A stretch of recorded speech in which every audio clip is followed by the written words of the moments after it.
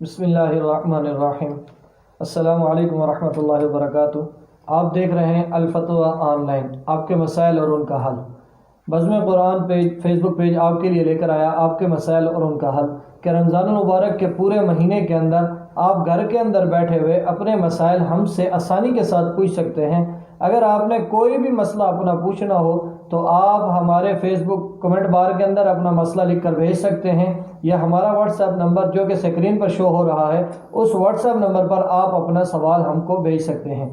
سب سے پہلے ہم اپنے مہمان کا تعارف کرائیں گے جو کہ آج ہمارے ساتھ مہمان ہیں۔ ان کا نام حضرت مولانا مفتی محمد آصف ندیم صاحب ہیں، جو کہ معاون مفتی دارالفتاء دارالعلوم تدریس القرآن اور استاد الحدیث دارالعلوم تدریس القرآن چکوال سے ہیں۔ ہم سب سے پہلے مفتی صاحب کا تعارف ہم نے کروایا، اب ہم مفتی صاحب کی طرف بڑھیں گے۔ السلام علیکم ورحمۃ اللہ۔ وعلیکم السلام ورحمۃ اللہ وبرکاتہ۔ کیسے ہیں مفتی صاحب؟ الحمدللہ جی، اللہ کا خیریت سے شکر ہیں؟ ہے، آپ سنائیں ٹھیک ہے؟ الحمدللہ، اللہ کا کرم ہے۔ ہم اپنے سوالوں کی طرف اب بڑھتے ہیں۔ سب سے پہلا جو سوال ہے ہم مفتی صاحب سے کریں گے کہ نفلوں میں قرآن پڑھنا اور پیچھے سامع کھڑا کرنا کیسا ہے؟ نفل کس وقت پڑھے جائیں؟ اوابین اور تہجد میں کیا نفل پڑھ سکتے ہیں اور اس کے اندر جماعت یعنی مطلب سامع پیچھے کھڑا کر کے اس کو سنا سکتے ہیں؟ تو اس کے بارے میں تھوڑی سی وضاحت کر دیں۔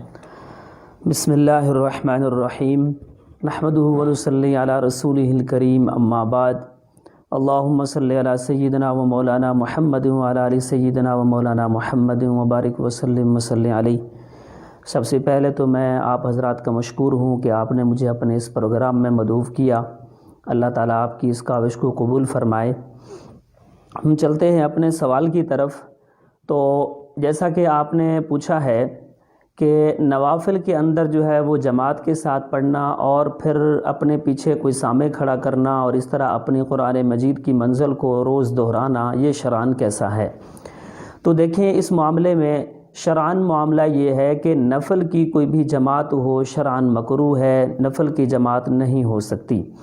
لیکن وہ تب ہے کہ جب امام کے ساتھ ایک مقتدی، دو مقتدی، تین مقتدی تک اگر ہوں تو اجازت ہے، اور اگر اس سے زیادہ ہوں تو پھر جو ہے وہ نفل کی جماعت نہیں ہو سکتی، اور اسی طرح لوگوں کو بلا کر بھی نفل کی جماعت نہیں کرائی جا سکتی۔ تو جیسا آپ نے پوچھا ہے، اگر تو صرف اس معاملے میں ایک امام صاحب ہیں اور اسی طرح ان کے پیچھے ایک ہی مقتدی ہے تو اس صورت میں وہ نفل کی جماعت ہو سکتی ہے۔ اب وہ چاہے اوابین کے طور پہ پڑھی جائیں، وہ چاہے تہجد کے طور پہ پڑھی جائیں، یا کسی اور نیت سے پڑھی جائیں، جس نیت سے بھی پڑھی جائیں گی، اگر امام کے ساتھ ایک مقتدی، دو یا زیادہ سے زیادہ تین تک ہیں تو اس صورت میں شرعاً گنجائش ہے کہ وہ جماعت کرا سکتے ہیں اور اپنے پیچھے کسی سامع کو بھی کھڑا کر سکتے ہیں۔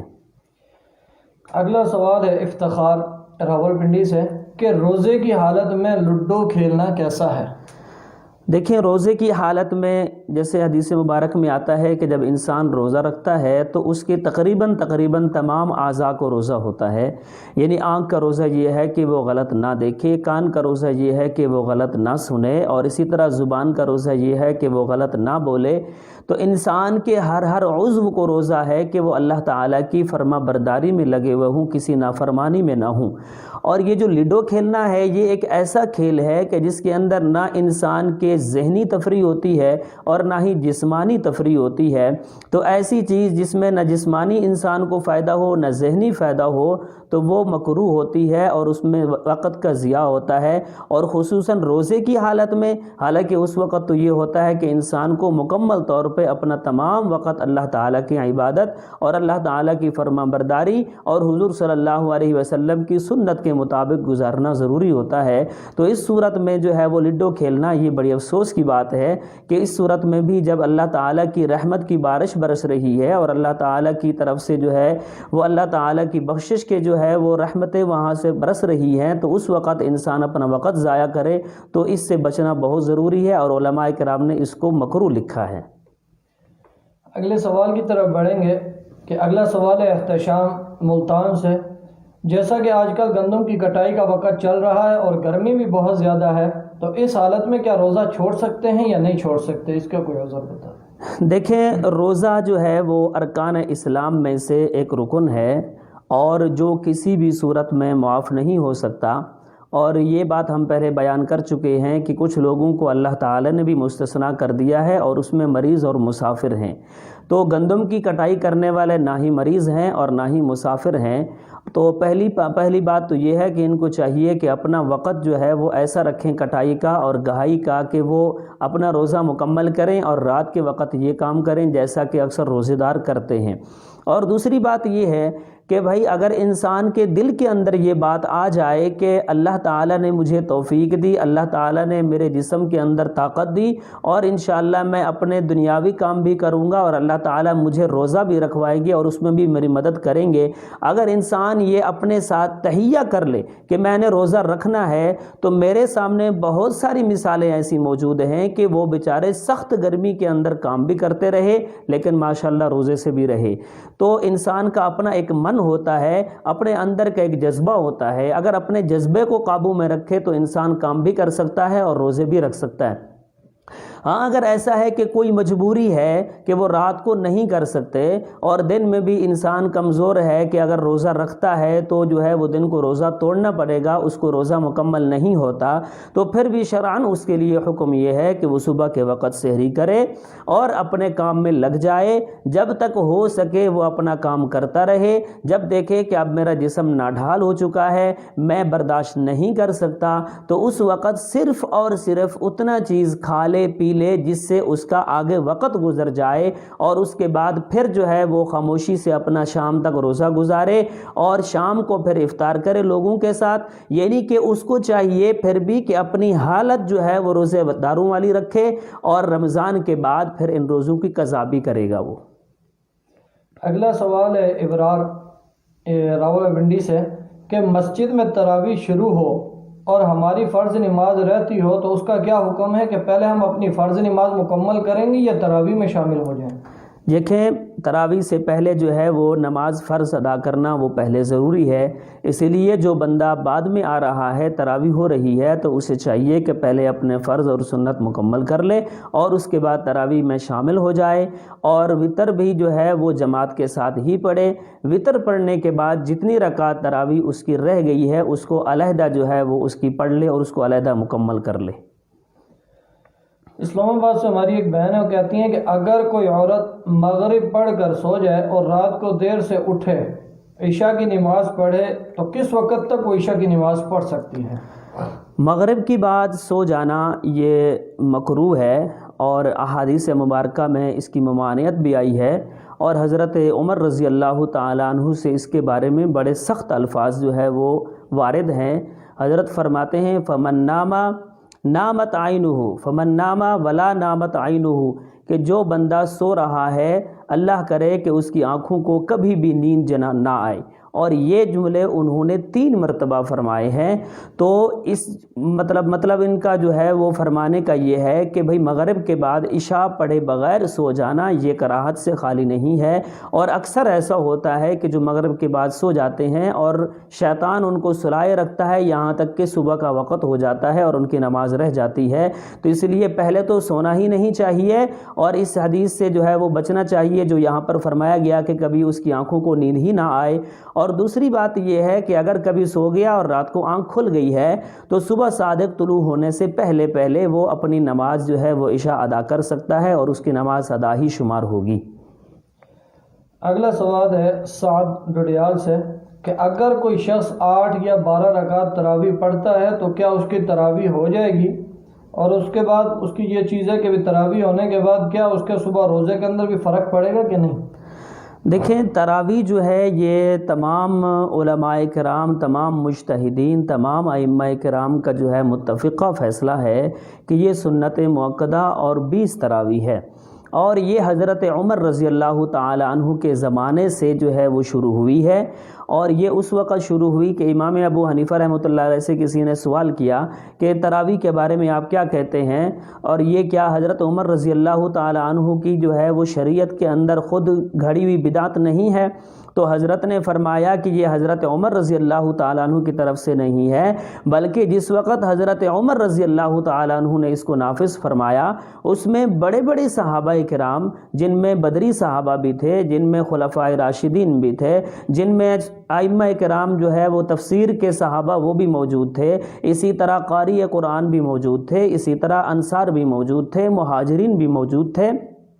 تمام قسم کے صحابہ اس وقت جو ہے فضائل والے سارے کے سارے موجود تھے، اور کسی ایک نے بھی حضرت عمر رضی اللہ تعالیٰ عنہ کے اس قول پر نکیر نہیں فرمائی، اور ہر ایک نے اس کو اپنے دل سے، صدق دل سے تسلیم کیا کہ جیسے حضرت عمر رضی اللہ تعالیٰ عنہ کر رہے ہیں اسی طرح ہی شریعت کا حکم ہوگا۔ اور یہ بھی ہو سکتا ہے کہ آپ صلی اللہ علیہ وسلم اپنی زندگی میں اس کو اسی طرح لانا چاہتے ہوں، لیکن اس لیے نہیں لایا، جیسا کہ بخاری شریف کی روایت ہے۔ صحابی فرماتے ہیں کہ ایک مرتبہ آپ صلی اللہ علیہ وسلم مسجد میں تشریف لائے تراویح کے لیے، تو ہم بھی آپ صلی اللہ علیہ وسلم کے ساتھ ہو گئے۔ تو ایسا ہوا کہ صبح جو ہے وہ اس چیز کا چرچا ہوا، تو دوسری رات بہت زیادہ لوگ جمع ہو گئے۔ اب تو دوسری رات جب تراویح ہو گئی تو دوسرے دن بھی یہ ہوا کہ جناب لوگوں نے اس کا چرچا کیا، تو تیسری رات اس سے زیادہ لوگ جمع ہو گئے۔ اب تیسرا دن جب ہوا تو لوگوں نے اس کا مزید زیادہ چرچا کیا، تو چوتھی رات تقریباً تمام صحابہ کرام جو ہے وہ سارے کے سارے جمع ہو گئے۔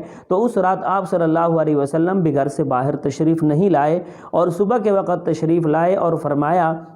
کہ میں اس لیے نہیں آیا کہ کہیں ایسا نہ ہو کہ ہم لوگ یہاں پڑھیں اور اللہ کی طرف سے کہیں یہ فرض نہ ہو جائے، میں اس چیز کو اپنی امت کے اوپر فرض نہیں کرنا چاہتا تھا، اس لیے میں نہیں آیا۔ دیکھیں اس لیے آپ صلی اللہ علیہ وسلم نے اس کو نہیں پڑھایا کہ کہیں فرض نہ ہو جائے، لیکن یہ نہیں تھا کہ آپ صلی اللہ علیہ وسلم نے اس کو کوئی اہمیت ہی نہیں دی۔ تو حضرت عمر رضی اللہ تعالیٰ عنہ جب یہ کر رہے ہیں، اور آپ صلی اللہ علیہ وسلم کے اس قول کی وجہ سے، آپ صلی اللہ علیہ وسلم کے اس عمل کی وجہ سے، اور وہ جانتے ہوں کہ شاید آپ صلی اللہ علیہ وسلم اس کو سنت بنانا چاہتے ہیں، اور تمام صحابہ کرام نے بھی اسی پر اتفاق کر لیا، تو 20 رکعت تراویح سنت مؤکدہ ہے۔ اور ہمارے امام صاحب کا قول یہ ہے کہ جو بندہ تراویح نہیں پڑھتا تو حاکم وقت، امام وقت کی ذمہ داری ہے کہ وہ ان کو گھروں سے بلائے، ان کے گھروں میں جائے، اگر وہ نہیں آتے تراویح پڑھنے کے لیے تو ان کے ساتھ یہاں تک کہ قتل و قتال کرے اور ان کو مسجد کی طرف لے کے آئے۔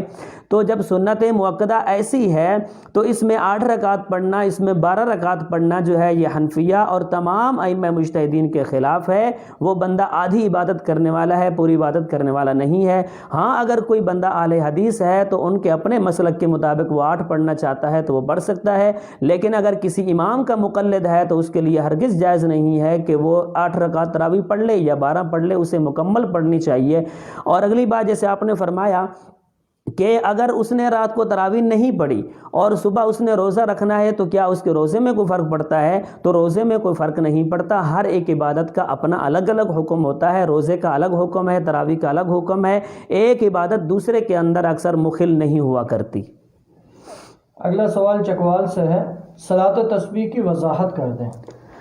دیکھیں صلاۃ تسبیح بہت بڑی عبادت ہے، اور یہ تحفہ آپ صلی اللہ علیہ وسلم نے اپنے چچا حضرت عباس رضی اللہ تعالیٰ عنہ کو ارشاد فرمایا،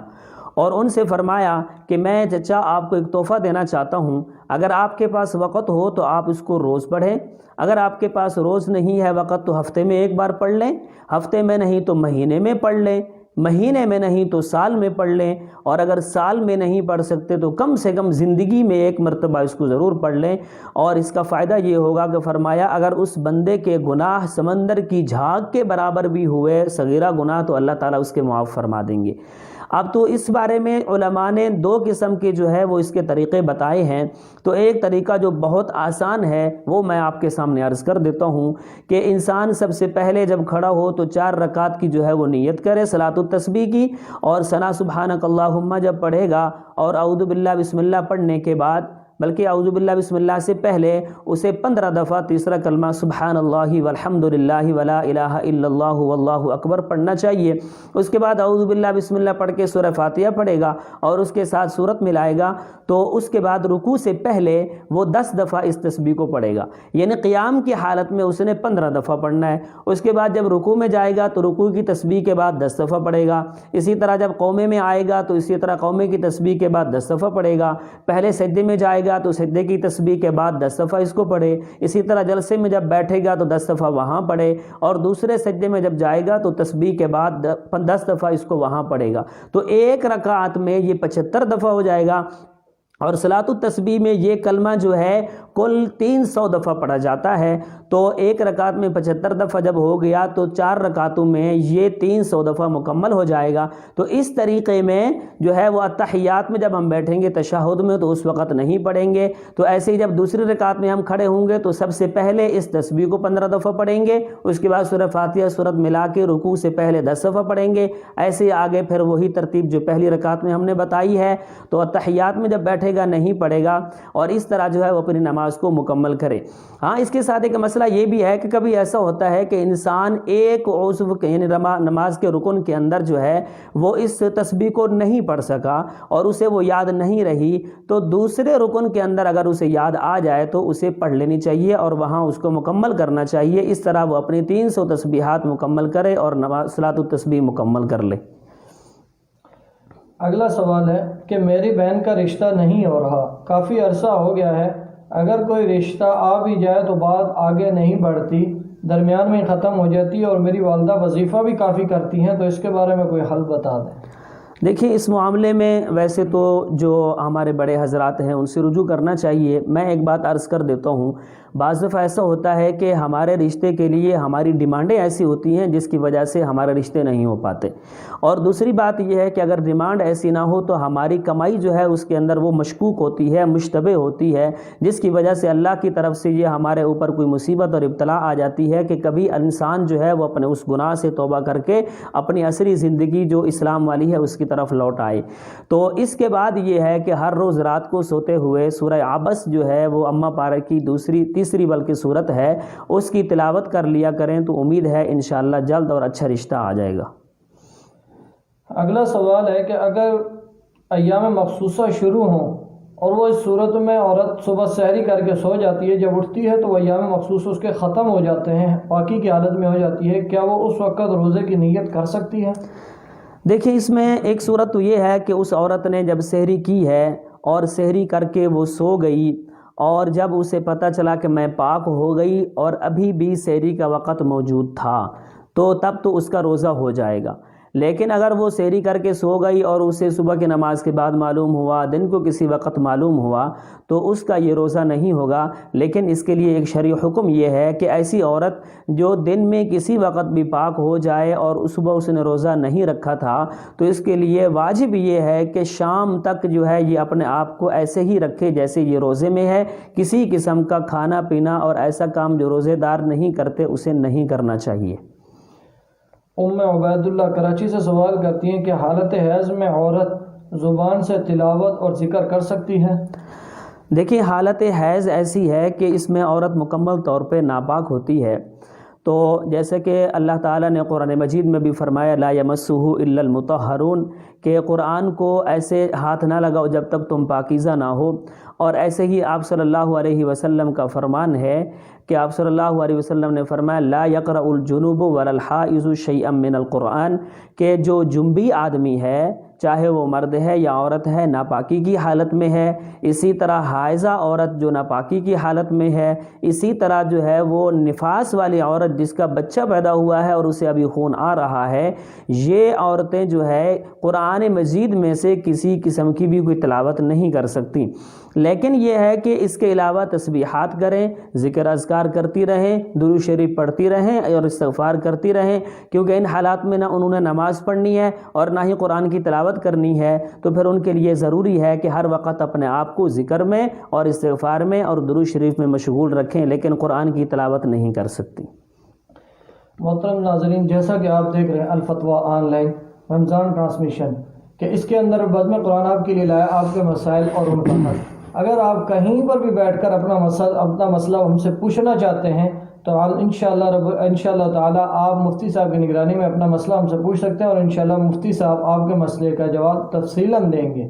اس کے لیے طریقہ کار یہ ہے کہ ہمارے فیس بک کمنٹ بار کے اندر آپ اپنا میسیج، اپنا مسئلہ لکھ کر ہمیں بھیج دیں، یا فیس بک اسی پیج کے اوپر آپ کو واٹس ایپ نمبر نظر آ رہا ہوگا، تو آپ اس واٹس ایپ نمبر کے اوپر اپنا مسئلہ لکھ کر بھیجنا ہے، وائس کے ذریعے نہیں بھیجنا، تاکہ ہمارے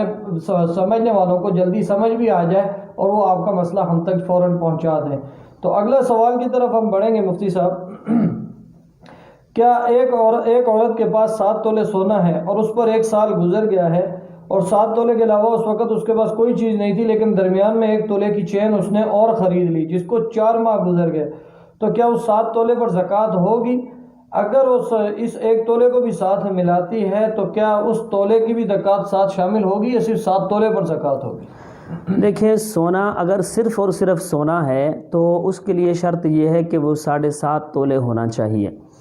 لیکن عموماً یہ ہوتا ہے کہ جو ہماری گھر میں باعزت محترم عورتیں ہیں، ان کے پاس خرچے کے طور پہ کبھی بیوی شوہر نے کبھی کچھ دے دیا، یا کبھی والد نے کچھ دے دیا، یا اسی طرح بھائی نے دے دیا، یا اسی طرح وہ گھر میں کوئی کام کرتی ہیں ان کے اپنے پیسے ہوتے ہیں، یا اسی طرح وہ نوکری وغیرہ کرتی ہیں اور ان کے پیسے ان کے پاس کچھ نہ کچھ رہتے ہیں، تو اگر کچھ نہ کچھ بھی پیسے ان کے پاس رہے ہیں تو پھر یہ جو نصاب ہوتا ہے یہ سونے سے ہٹ کر چاندی کے 52.5 تولے قیمت کے برابر چلا جاتا ہے۔ تو اس صورت میں پھر اس کے اوپر سونے کو نہیں دیکھا جاتا، بلکہ چاندی کے 52.5 تولے جو قیمت ہے اس کا اعتبار کر کے اس کے اوپر زکوٰۃ فرض ہوتی ہے۔ لیکن اگر بالفرض مان لیا جائے کہ ان کے پاس 1 ٹکا بھی نہیں رہا پورے سال میں، صرف اور صرف سونا ہی تھا، تو پھر اس صورت میں جب تک اس کے پاس جو ہے وہ اس کے اوپر پورا سال نہیں گزرے گا اس کے اوپر زکوٰۃ فرض نہیں ہے۔ جیسے یہ ہماری بہن نے پوچھا ہے، تو اگر ان کے پاس کوئی بھی 1 ٹکا روپیہ نہیں تھا اس کے علاوہ، اور یہ جو چین انہوں نے خریدی ہے یہ 2-3 مہینے 4 مہینے پہلے خریدی ہے، تو اب ان کا جو نصاب ہے وہ 4 مہینے جب انہوں نے چین خریدی ہے اس وقت سے شروع ہوا ہے۔ اب اس وقت سے لے کر جب ان کو اسلامی سال پورا ہوگا تو اس وقت ان کے اوپر زکوٰۃ فرض ہوگی، اس سے پہلے ان کے اوپر فرض نہیں ہے۔ اگلا سوال ہے کہ گھر میں تراویح ہو رہی ہے، برابر میں دوسرا گھر ہے، اس میں کچھ لوگ اس امام کی اقتداء کر رہے ہیں اور درمیان میں دیوار بھی ہے، اور اسی طریقے سے جس گھر کے اندر نماز ہو رہی ہے اس کے اندر بھی کچھ لوگ تھوڑا سا پیچھے کھڑے ہوئے ہیں، اور لیکن درمیان کے اندر ایک عورت بھی درمیان میں نماز پڑھ رہی ہے اسی امام کی اقتداء میں، تو اس میں کیا حکم ہوگا؟ دیکھیں، یہ تو ہم کل بھی بیان کر چکے ہیں یہ مسئلہ، کہ اگر ایسی صورتحال ہے کہ مرد اور عورتیں جو ہے وہ پڑھ رہے ہیں نماز، تو اس میں شرعی مسئلہ یہ ہے کہ امام کے پیچھے تو مرد کھڑے ہوں گے، اگر بچے ہیں تو وہ مردوں کے پیچھے کھڑے ہوں گے، اور عورتیں سب سے آخر والی صف میں کھڑی ہوں گی۔ تو لیکن یہاں کیونکہ جو انہوں نے صورت بیان کی ہے وہ یہ ہے کہ عورت درمیان میں کھڑی ہے اور مرد ان کے پیچھے کھڑے ہیں، تو اس صورت میں ان کی نماز جو ہے وہ مکروہ ہے، اور امام صاحب کے ہاں تو جو مرد اس عورت کے بالکل پیچھے کھڑا ہے اس کی نماز نہیں ہوگی۔ اور اسی طرح اگر امام نے اس عورت کی جو ہے وہ اقتداء کی نیت نہیں کی اور اس کا امام بننے کی اس نے نیت نہیں کی، تو تب بھی اس عورت کی نماز نہیں ہوگی۔ باقی جو لوگ دوسرے گھر میں ہیں اور درمیان میں صرف اور صرف اگر دیوار ہے اور ادھر بھی مقتدی ملے ہوئے ہیں ادھر بھی ملے ہوئے ہیں دیوار کے ساتھ، تب تو نماز ہو جائے گی، لیکن اس کے لیے شرط یہ ہے کہ امام کے آگے کوئی کھڑا نہ ہو۔ اور اگر اتنا زیادہ فاصلہ ہے جتنا کہ ایک بیل گاڑی کا فاصلہ ہوتا ہے، یعنی 5-6 فٹ اگر فاصلہ رہ گیا ہے، تو پھر ان کی نماز یہاں نہیں ہوگی۔ اگلا سوال ہے محمد افتخار، ایزی پیسے کا اکاؤنٹ میں رقم رکھنے کے حوالے سے تھوڑی سی رہنمائی کر دیں، اور اسی طریقے سے جب ایزی پیسہ یا دوسرا جائز اکاؤنٹ یا کوئی بھی ایسے اکاؤنٹ جو بنے ہوئے ہیں موبائل سموں کے پر، اگر اس کے اندر ہم پیسہ رکھ دیتے ہیں لیکن اس میں کچھ دنوں کے بعد فری منٹس مل جاتے ہیں یا کوئی نہ کوئی نیٹ کی مقدار میں کچھ چیز MBs مل جاتی ہیں، یا پھر ایسے بھی ہوتا ہے کبھی کبھی کچھ رقم اس میں اضافی آ جاتی ہے، تو اس کے بارے میں کیا حکم ہے؟ دیکھیں، شرعاً یہ کیونکہ پیسہ ہم رکھ رہے ہیں اپنے اکاؤنٹ میں، تو اس کی 2 صورتیں ہیں۔ ایک صورت تو یہ ہے کہ صرف اور صرف اپنے پیسے کی حفاظت کے لیے ہم جو ہے وہ اپنے اکاؤنٹ میں رکھ دیتے ہیں۔ اگر تو یہ صورت ہے کہ صرف اور صرف پیسے کی حفاظت ہے، اس کے اوپر انہیں منٹ وغیرہ، اسی طرح MBs وغیرہ، اور اسی طرح SMS وغیرہ، یا اسی طرح اور کوئی پیسے اضافی ان کو نہیں مل رہے، تب تو ان کا جو ہے وہ اکاؤنٹ میں پیسے رکھنا جائز ہے شرعاً۔ لیکن اگر ایسا ہے کہ بعض دفعہ ایسا ہوتا ہے کہ وہ لوگ کہہ دیتے ہیں کہ آپ اپنے اکاؤنٹ میں 2000 روپے رکھیں اور ہم آپ کو اتنے منٹس روز دیں گے، یا اسی طرح آپ اپنے اکاؤنٹ میں پیسے رکھیں اور ہم آپ کو جو آپ بل ادا کریں گے اس بل کی ادائیگی میں اتنی کٹوتی کر دیں گے، تو اگر ایسی صورتحال ہے تو وہ سود ہوگا اور وہ شرعاً ناجائز اور حرام ہے۔ اللہ تعالیٰ نے اس کو سخت سے سخت سزا دی ہے اور سخت سے سخت الفاظ سے اس سے تعبیر فرمایا، اور سود کے بارے میں حدیث مبارکہ ہے، آپ صلی اللہ علیہ وسلم کا فرمان ہے کہ سود کا کم سے کم درجہ جو ہے وہ اتنا ہے کہ انسان اپنی سگی ماں سے 70 مرتبہ زنا کرے. تو لہٰذا ان چیزوں کو تھوڑے تھوڑے فائدوں کو دیکھ کر انسان اس میں تعویل کرے اور پھر اپنے تھوڑے فائدے کے لیے وہ سود کھاتا رہے تو اس سے ڈوب مرنے کا مقام ہے. اسے بچنا چاہیے اور ایسے کام نہیں کرنے چاہیے. اگلا سوال ہے کہ اگر دوران روزہ غسل واجب ہو جائے تو کیسے ادا کرے؟ رہنمائی فرمائیں کہ روزہ کھولنے کے بعد غرارہ اور ناک میں پانی ڈالیں کہ کیا کریں، اس کا غسل کرنے کا طریقہ وضاحت کریں. دیکھیں، اگر دوران روزہ کسی کے اوپر غسل فرض ہو گیا ہے تو اب اس کے لیے غرغرہ کرنا اور اسی طرح ناک میں اوپر کو پانی چڑھانا جو ہے یہ ضروری نہیں ہوتا. وہ صرف اور صرف کلی کر لے اور اس کے بعد صرف اور صرف تھوڑا سا ناک میں پانی ڈال دے، اس کا غسل مکمل ہو جاتا ہے. روزے کے اندر یہ احتیاط ضروری ہے. لیکن اگر کبھی کسی نے ایسا کر دیا اور اس کے گلے کے اندر پانی چلا گیا یا اوپر دماغ تک پانی پہنچ گیا تو پھر یہ ہے کہ اس کا روزہ ٹوٹ جائے گا. لیکن اگر کبھی ایسا ہوتا ہے کہ انسان بھولے سے ایسا کر لیتا ہے اور اسے یاد نہیں تھا اور وہ پانی اس کے گلے کے اندر چلا گیا ہے تو بھول چوک کیونکہ ہماری امت محمدیہ صلی اللہ علیہ وسلم کے اوپر معاف ہے تو اس صورت میں اس کا روزہ نہیں ٹوٹے گا. اگلا سوال ہے عطا اللہ ہارون سعودی عرب سے کہ جمعے کے دن کتنی رکعت سنت ہیں اور فرض نماز سے پہلے کتنی رکعت سنت ہیں؟ دیکھیں، جمعے کے بارے میں اور جمعہ کی جو سنتیں ہیں ان کے بارے میں اختلاف پایا جاتا ہے. تو طبرانی کی روایت جو حضرت ابن عمر رضی اللہ تعالیٰ عنہ سے ہے وہ فرماتے ہیں قال کان رسول اللہ صلی اللہ علیہ وسلم یرکع اربعا قبل الجمعۃ وبعدها، کہ آپ صلی اللہ علیہ وسلم جمعہ سے پہلے بھی 4 سنتیں پڑھا کرتے تھے اور جمعہ کے بعد بھی 4 سنتیں پڑھا کرتے تھے. لیکن جو ہماری بخاری شریف اور اسی طرح مسلم شریف کی روایت ہے اس میں صرف اور صرف بعد کی جو ہے وہ سنتوں کا ہمیں حوالہ ملتا ہے، پہلے کا نہیں ملتا. لیکن کیونکہ یہ طبرانی کی روایت ہے تو یہ بھی ہماری دلیل ہے. لیکن اس میں یہ سمجھ لینا چاہیے کہ جو پہلے کی 4 سنتیں ہیں وہ تو سنتیں مؤکدہ ہیں، اسی طرح جمعہ کے بعد کی 4 سنتیں وہ بھی مؤکدہ ہیں، اور جو 4 سنتوں کے بعد ہم 2 سنتیں پڑھتے ہیں وہ سنت غیر مؤکدہ ہیں. ان کو اگر نہ پڑھا جائے تو اس میں کوئی حرج نہیں ہوتا، پڑھ لیں ثواب ہے، نہ پڑھیں کوئی گناہ نہیں ہوتا.